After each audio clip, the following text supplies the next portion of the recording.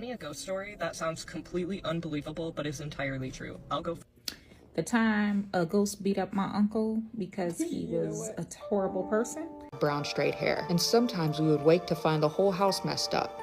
Couch pillows on the floor, kitchen cabinets open, dishes on.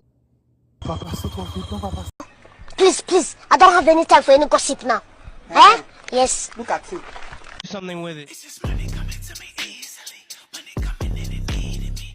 Money coming in repeatedly. Money coming, it's just money coming. It's just money coming to me frequently. Money coming in to be with me. Money coming in secretly.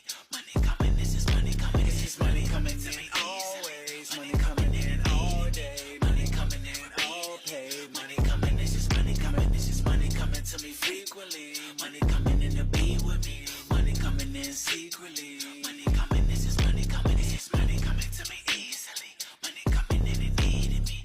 Money coming in repeatedly. Money coming, this is money. Hey y'all, welcome back to All Things Jenny. I'm Jenny. Welcome back to another episode of Crazy Spooky Storytime found on the internet. I hope y'all ready because these stories are crazy, and I hope you're not watching this at night because it can be a little crazy. So let's get into the first story. Tell me, what's the creepiest experience you ever had in your life and why you still think about them?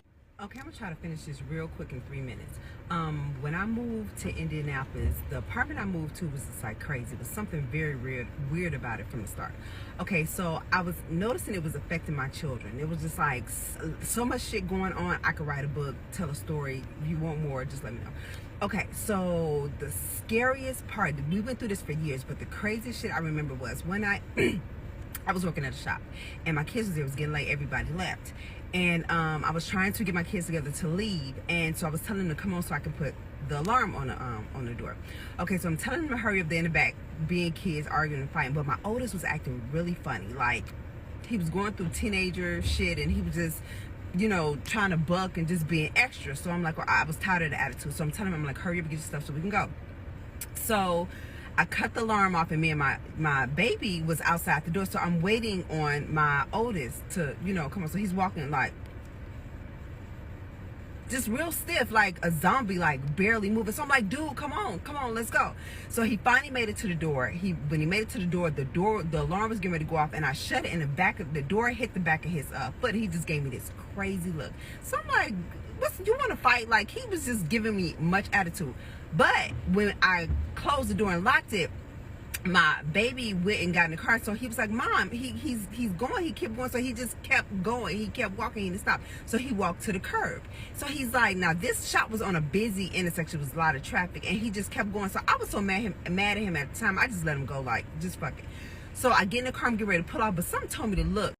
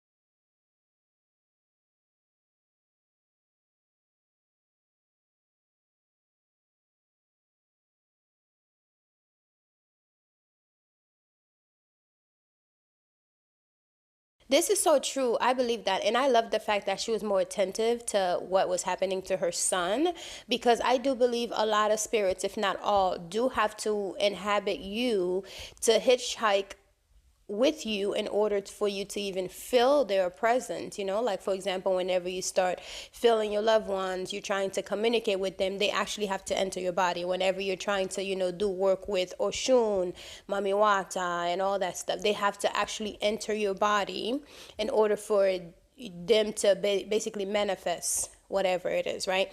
I tell you guys a story all the time about my friend, or a girl that used to live in our town in Haiti called Bebe. She would always get possessed by spirits, and it wasn't because she would like do ceremonies and all that stuff, but I do believe she went to some sort of ceremony and then a spirit jumped into her body as a host, and I think different spirits just keep coming in and out of her body.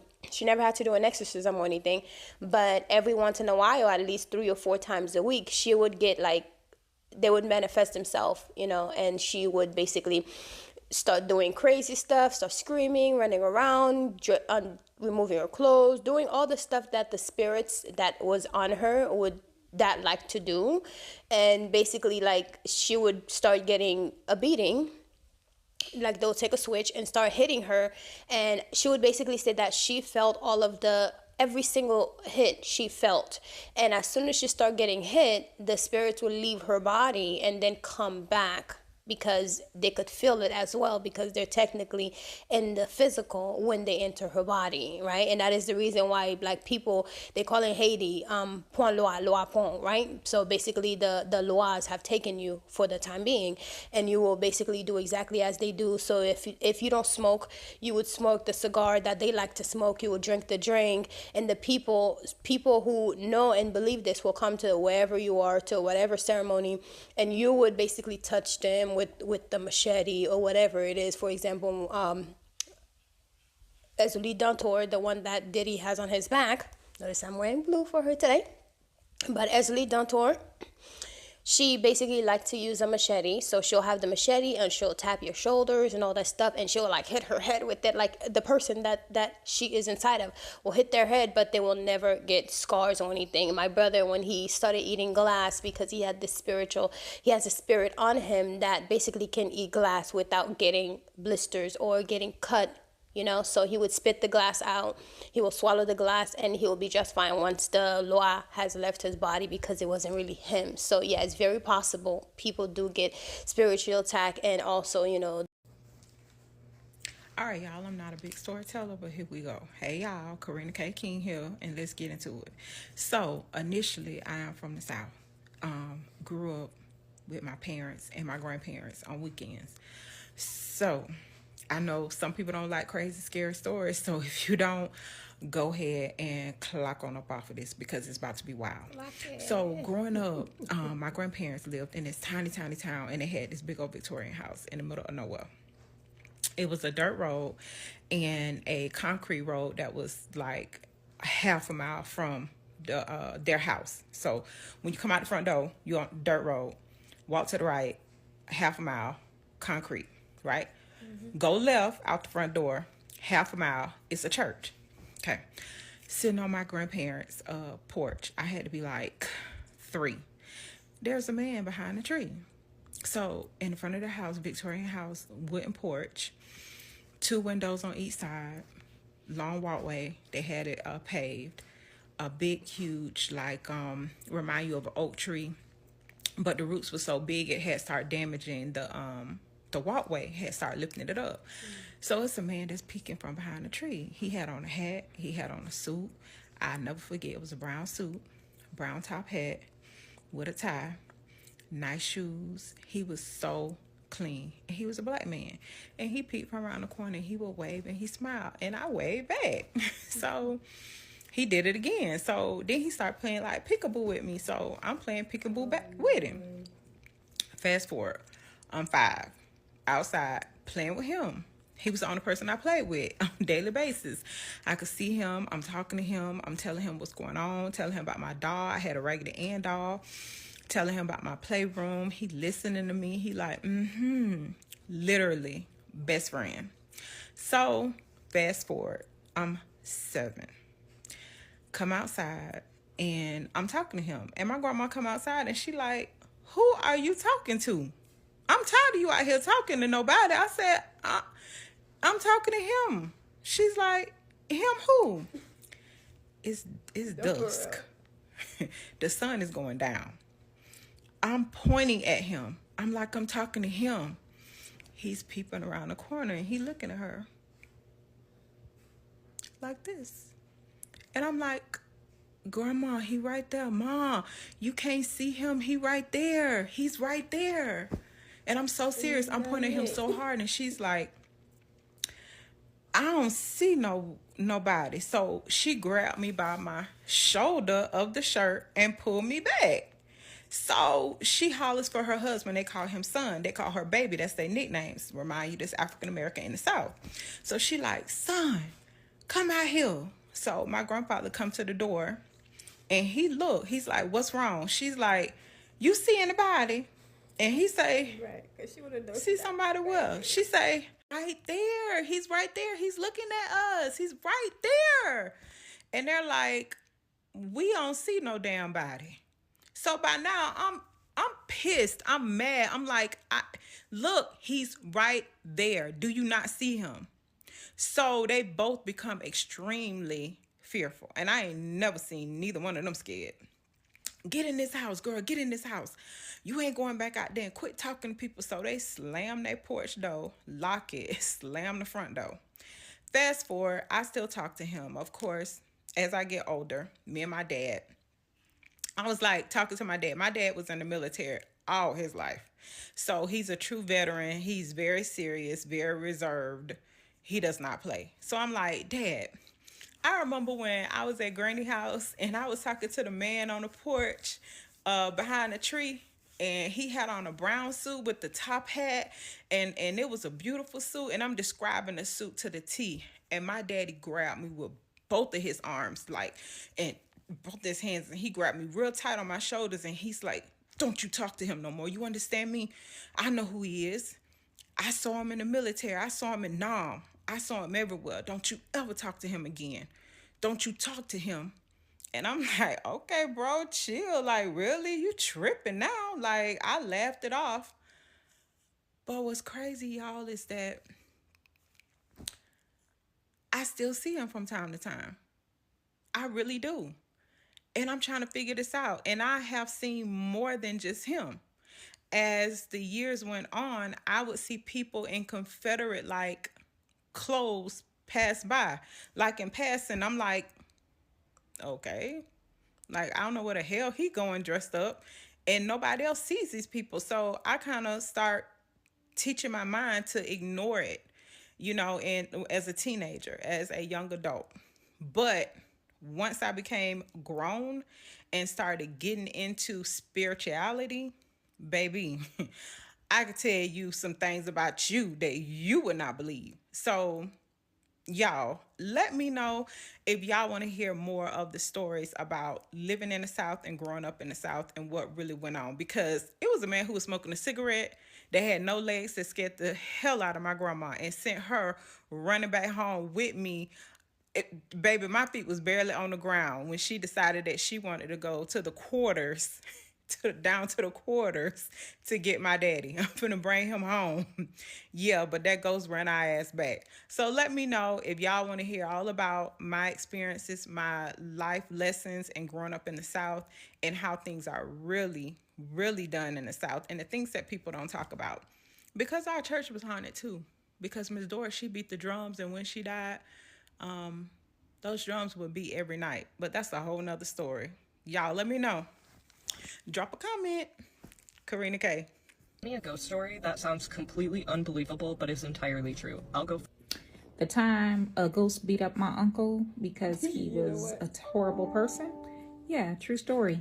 I was a little kid. I was around 8 years old. I was up in my room playing, and this man came upstairs with his little demonic looking eyes. He always looked like something was wrong with him. You see people and they just look like they're up to no good by their eyes. He was just one of those people. He's one of my mother's younger siblings, close in age to my older siblings. Anyway, I don't think I was intentionally left home with him, but anyway, he was the only person up in the house besides me. He came up those stairs as he had done once before, and he came up there with ill intentions. And this time around, I had backup. I was so scared, but a spirit snatched his butt up.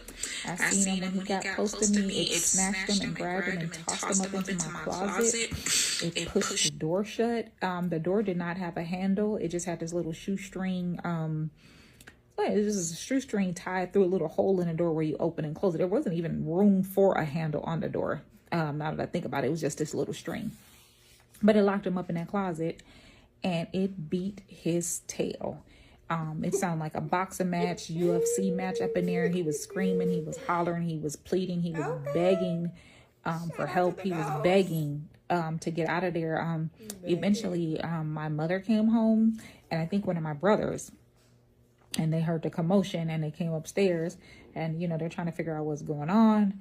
They let him out the closet. He was pale, like all the skin. He was a very dark-skinned man, but he looked like he had seen a ghost. All this color had ran from his body, but he had bruises everywhere. Like he had been beat with fists or buckles. It looked really bad, but his actual skin tone, you know, he of course was frightened, but that man ran about that house, and he never stepped foot in the house a day after that. So yeah, a ghost actually protected me as a child. Seems crazy, but it is an absolute true story. I believe. So this is part 2 of the ghost that beat up my uncle. I just want to clarify a few things. Yes, the ghost whooped up my uncle. At the time, I could not see the ghost. However, I want to stress for all the people that are constantly saying that it's an angel or it was an ancestor or whatever things. The background for my family is we've always had a ghost in the house. Now, had he gone to this extreme before and whooped up on somebody? No. However, the ghost has physically touched objects in the house prior to this. The ghost, when we were sitting downstairs watching TV, there's a seat on the couch that we know not to sit in when we see his imprint in the seat. This ghost, we firmly believe, my entire family firmly believes, it was the original owner of the house who built the house and who died in the house. And he also, we spoke to it by his name. We call him Joseph. That was the guy that passed away. That was the owner of the home at the time. He's very, very, very protective of the house. I remember at one point, somebody convinced my mom to have the house cleansed.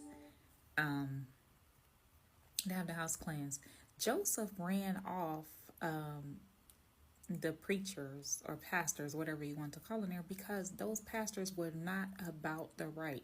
Them people left and never returned. Anytime someone of ill will came into our house, the ghost will act up, make a lot of noise, doing so much stuff behind the scenes to get rid of that person. However, my uncle was a horrible, he's still a horrible person. Horrible person, because he physically touched me. The ghost basically warmed up, practicing with my dog, I think, to see if he can actually move a person or whatever. Before, because I said in another video, the ghost was playing with the dog. And which the dog was never afraid of the ghost. The dog was also used to the ghost because the dog was born in the house and the ghost was already there. It was not a thing.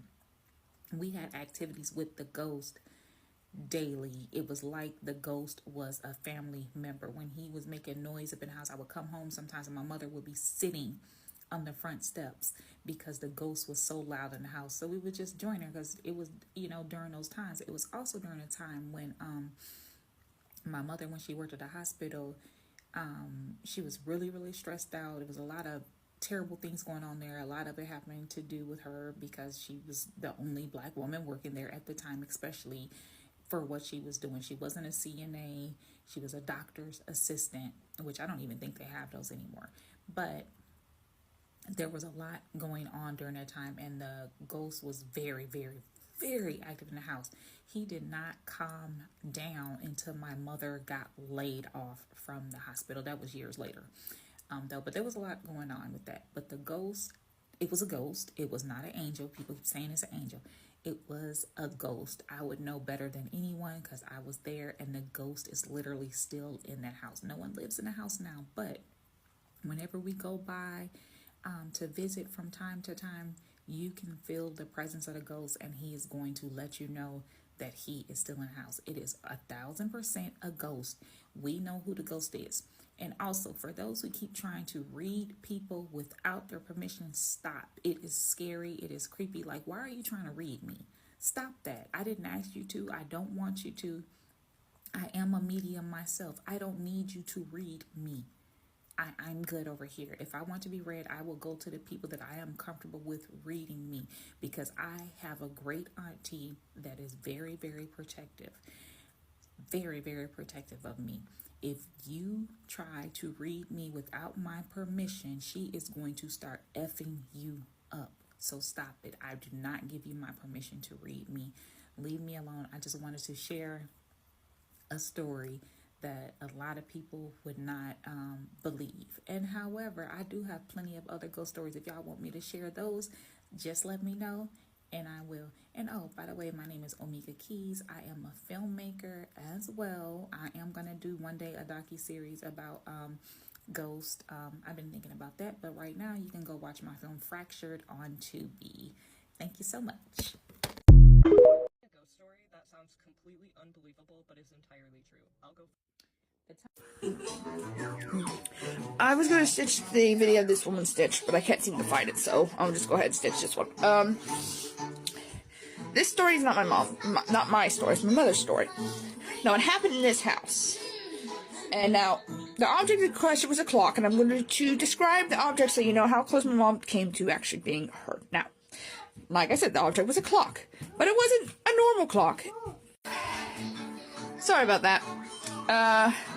Well, the clock in question was not a normal clock. Now, you heard of these decorative clocks. Oh, I didn't realize my lips hurt. Sorry. Drifted off for a second there. You know, there's like all kinds of different clocks. The, you know, owl clock, dog clock, blah, blah, blah. This one was made out of an actual saw blade. Now, I will show you where this clock was located. Sorry for the mess, but where that clock you seen on the wall is where the clock was. Now, my mom was just walking through the living room, okay? And this happened more than once, so I seen it the second time, but this is my mom's first encounter. Now, she was walking out of the bathroom, which is over there, and out the hallway to go to the kitchen. Where I was standing from to look at the clock is the kitchen. She was nowhere near it. Well, as she was walking, something landed right in front of her. You know, she didn't see what it was at first. All she seen was something hit, flat and shiny, and it fell over. And nearly got her foot. So it was dark, and the only light was, I think, the washroom light mom was going to go turn it off. So she turned on the hallway, going, what the heck was it? Because the hallway, the washroom light only gave enough light to have the metal shine. All she knows, something hit the floor, it was flat, shiny. She turned on the light and realized somehow the saw blade clock flew off the wall towards her when she was in the hallway and landed right near her foot while she was in the hallway. Then the hallway is up against the kitchen wall before you turn into the kitchen. Now, the second time it happened, I was directly underneath the clock. My mom was walking, I believe, from the kitchen to my father's room, which, you know, you walk out, you turn, you go straight to my dad's room. I guess she was taking one of my dad's clothes to his room. I was sitting there. Next thing I know, I heard a loud sound. My mom goes, "Ah, F word, not again." I go, what just, I always see something fly over my head. And I was sitting in the chair you seen below it. And again, sorry for the mess. Well, my mom bent over, and she was behind the edge of the couch this time, because you go by the couch to get to my dad's room. I see her bend over, picked up the saw blade clock again, and she goes, and she thought I didn't believe about the house being haunted. She goes, and you saying the house isn't haunted? I said, Mom, no, I never said the house is haunted. I believed you about that story. There was always been creepy stuff. So, yeah. So, if you believe your house is haunted, the worst decorative thing for you to get is a saw blade clock. Just some advice. Bonsoir, bonsoir. Bonsoir, tout le monde zone là. La me lever, bonsoir. Père André, bonsoir, bonsoir. Bonsoir.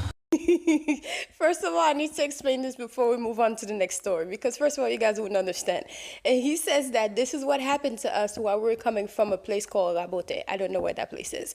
But what you see on the road is at nighttime somewhere in Haiti when the people are traveling back home. So he came home a little late. He got a ride from a motorcycle person in Haiti. There, motorcycles are everywhere. You can rent them like an Uber, right?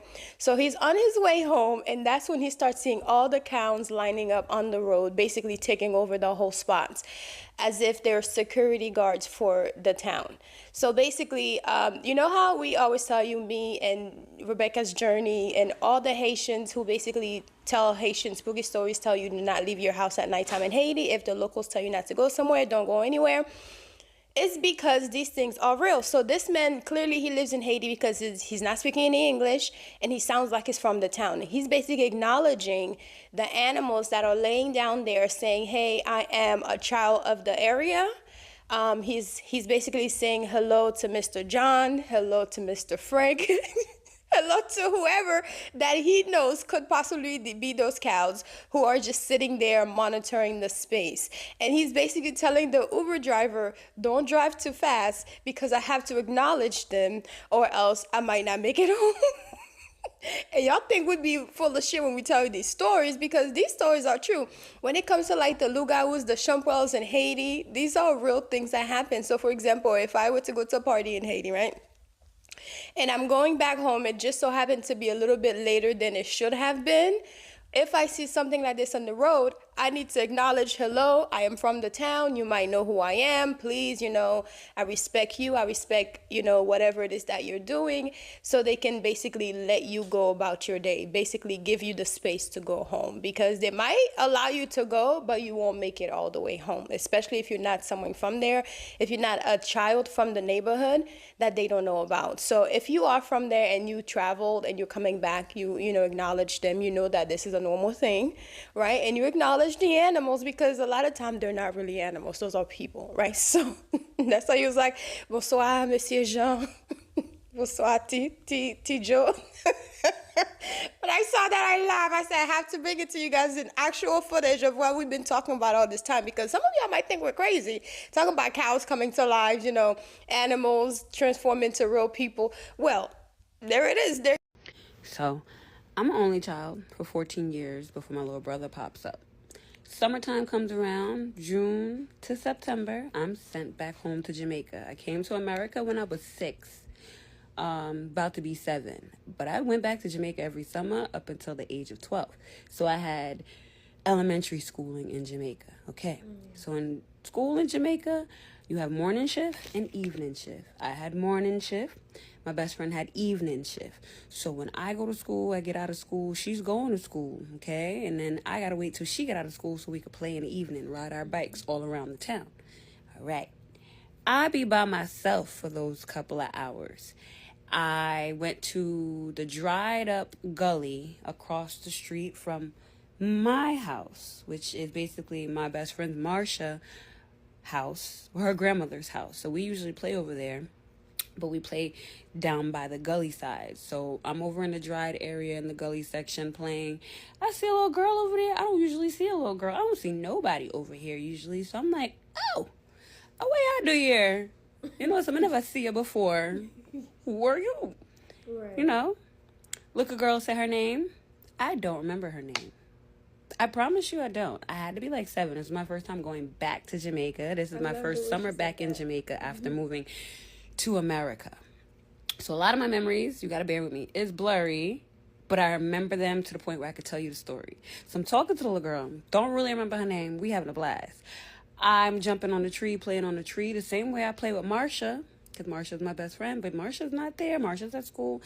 I'm showing her the tricks I be playing and stuff on the trees, bouncing on the dried up tree trunks, all that.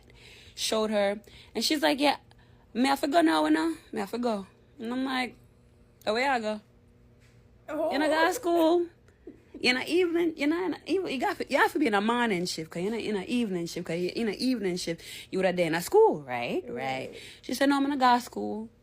She said, yo, you can't go up to the house on the top of the hill and ride your bike all the way down to like the yellowish, bluish house or whatever. I remember that. And she said, can you tell them, say, me not drown? I not drown, my drown.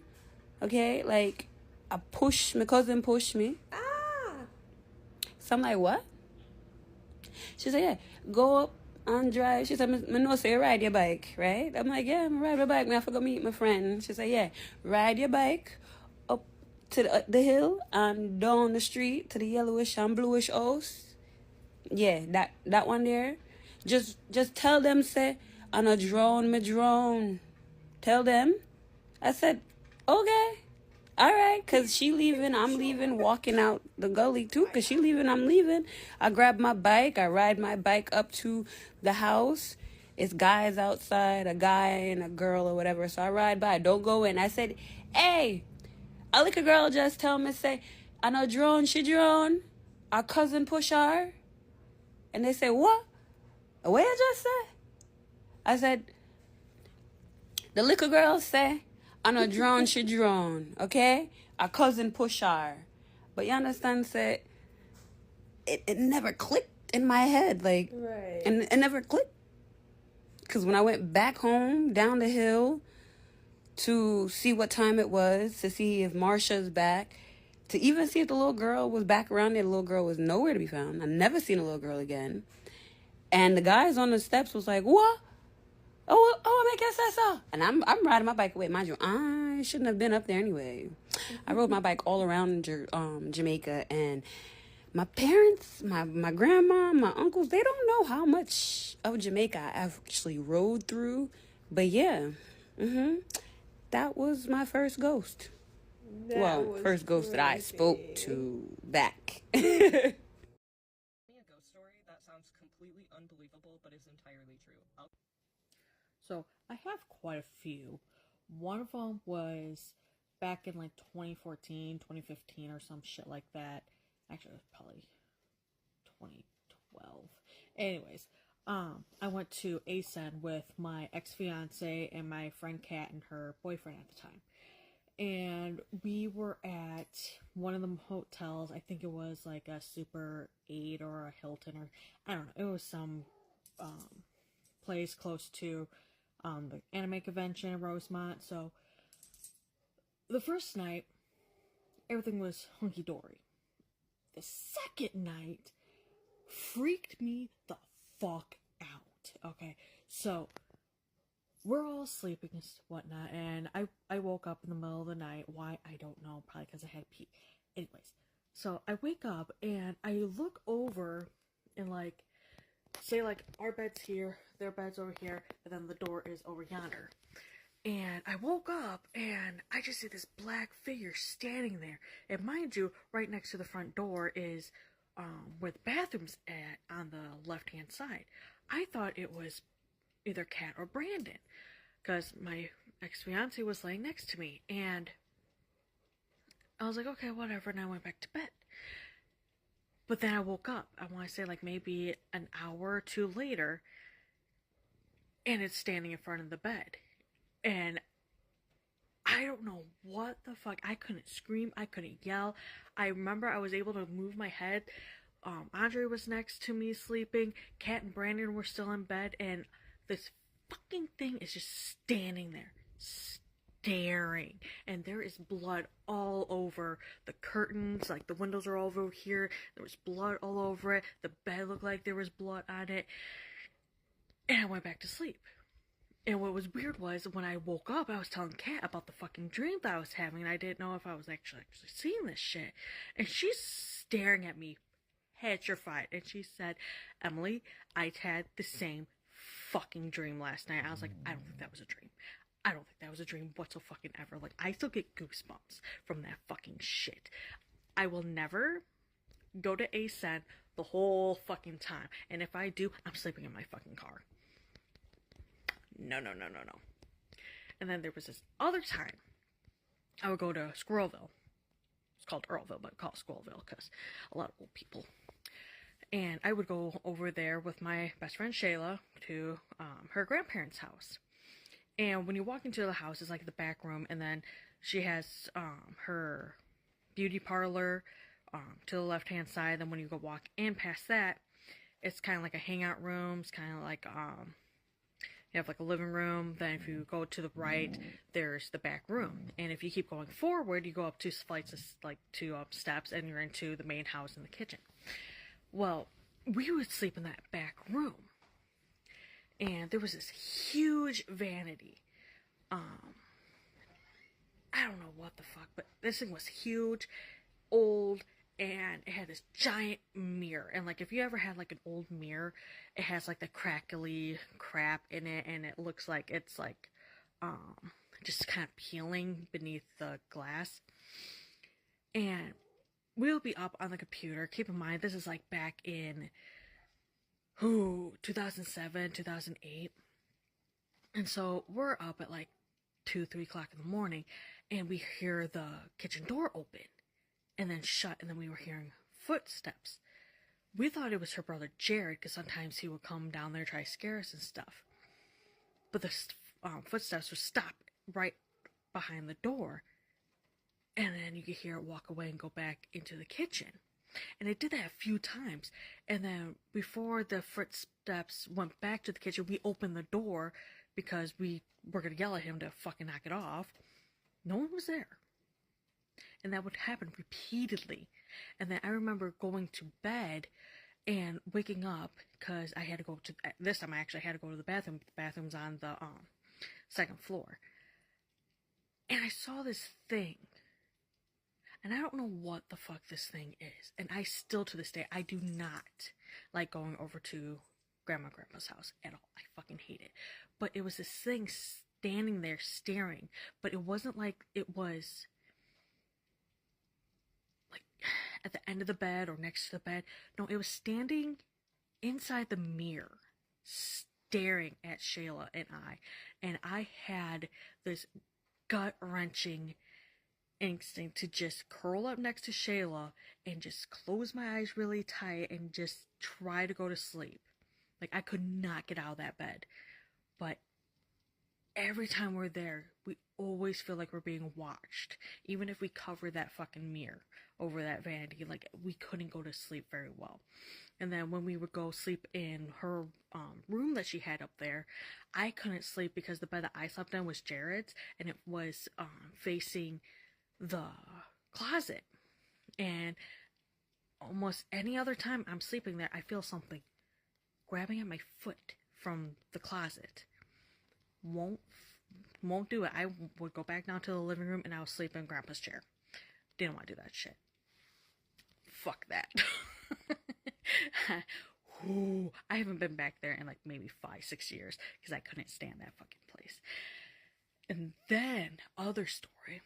So, I'm a big antiquer. I love antiquing. Like, I have, like, an ungodly bad obsession of antiquing. But I fucked up. And I got a very beautiful, and I mean beautiful picture. And, like, I could not just not buy it. Because I'm just like, you know, this isn't really my style. I don't think it would make any sense in my room. Like, I had Marilyn Manson and Aiden and, like, all this weird shit all over my room. But, like, this picture, here, let me show you. This picture, I got it in an antique store called Prindy's, and it used to have glass in it, but what was weird, when I got it, the glass was intact. There was nothing wrong with it, and I put it in my bedroom, alright, and for a few weeks it was fine, and then the wire behind it broke, and it fell to the ground, and it left this big crack in it. And that's when some weird shit started happening. My sister used to sleep in the same room with me, and we would see this mass come from the picture, walk around my bed, and stare. And it wasn't menacing. It wasn't creepy. I mean, it was creepy, but it's just like I didn't feel like I was in harm's way. And she would do that for 2 months. And then it stopped. So, like, I don't know if she was just curious or, like, what the fuck? I don't know if we woke it up because the picture frame broke. I don't know. So that was fucking weird. And then I have a lot of ghost stories because my hometown is fucking haunted as shit. So a lot of stupid shit happens. So if you want to hear more of my ghost stories, like, comment, and tell me you want to hear more of the stupid bullshit that I have seen in the 31 years of extinction. Extinction? Yes. I'm tired. But yeah, let me know if you want to hear more ghost stories because I got a hell of a lot more. So I'm at work and I was just at a warehouse waiting for some freight and I see like a 60-year-old woman come in. She happened to be a truck driver. So she sat next to me and we happened to start talking for a long ass time because we was both waiting on our freight for about 45 minutes. We eventually started talking about how powerful your mind is, especially as a kid. I was like, yeah, I agree. The mind is a very powerful thing. And she looked at me with a real serious face like, boy, you have no idea. So I'm thinking she's about to start rambling about some Googleable scientific fact bullshit. She didn't. She asked me, she was like, have you ever had an imaginary friend? And I was like, no, I don't think so. She was like, you sure? I was like, well, now I don't fucking know. But I was like, no, I'm pretty sure I didn't have an imaginary friend. It was like a lot of kids make up an imaginary friend so vivid as a child that they don't even realize that it was an imaginary friend. And she was like, you may have been one of those kids. And I was like, well, how would I know? It was like, did you ever have a friend, like in elementary school, that was like your best friend? Like that y'all got along so great and they kind of like came like at a weird part of the year and y'all hung out and y'all had so much in common and out of nowhere they just left. Like out of nowhere they just stopped coming to school. Or they just moved away. I was like, yeah, I remember his name and everything. Willie Wilson, short brown skinned guy, Detroit, went to Sanders Elementary. Yeah, I remember, yeah, he was a real person, yeah. She was like, you sure? You positive? And I was like, no, I'm not sure. Yeah, I think so. It's like, how do you know you weren't talking to an imaginary friend? How do you know you weren't talking to a spirit? How do you know you weren't talking to an old reincarnated soul? Just hanging out for a little minute. You know, Willie Wilson is a very old name. So just to end the conversation and entertain her, I was just like, okay, yeah, right. He probably was a spirit or imaginary or whatever. Ha ha ha. But I'm not gonna lie, I've been thinking about this shit since yesterday. And the more I think about it, this shit is freaking me out. I'm like going over everything in my head. Like he came late in the school year. He left in the middle of summer. He always wore like the same clothes, but we was inner city kids in Detroit. So I'm thinking like, shit, we was just poor. Everybody had on the same shit every day. What the fuck? He left in the middle of summer. He never got in trouble with the teacher.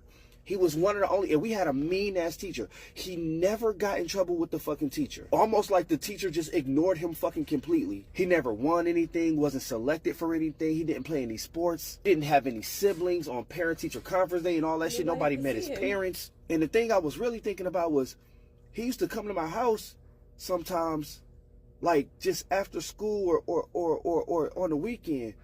And I never used to question it. But like, nigga, we was in the 4th grade. We was in the 3rd grade. Like, how did you get over here? Like, who let you come? We didn't live in the same neighborhood. So I'm just making this video to say, Willie, if you real, please say something. Please inbox me, say something like this video. Bro, I have to know because I'm losing my fucking mind. Willie Wilson from Detroit, you should be like 34 now or some shit like that. Bro, this was a real person. There's no fucking way. But what? She might have been an imaginary friend. Am I tripping? What the fuck? Hey y'all, welcome back. So I know a lot of people have been saying they cannot find my books on Amazon. Well, I have good news. I have officially opened up my very own shop. It's called Oshun's Elixir. That's where you'll find all of my books, my Money Conjure, Crown of Success, Voice of the Creator, all of those on there, including your spiritual products. A lot of spiritual products that are on my shop you probably will not find at your local Botanica store. So check out the store, and also I am having a 10% off on certain items. And if you have been wanting to get my Crown of Success book, now is the time because until the end of today, which is Thanksgiving, well, I'll probably leave it until Cyber Monday. We will have a 10% off on selected items, and also you can get the Crown of Success book for only $7.99.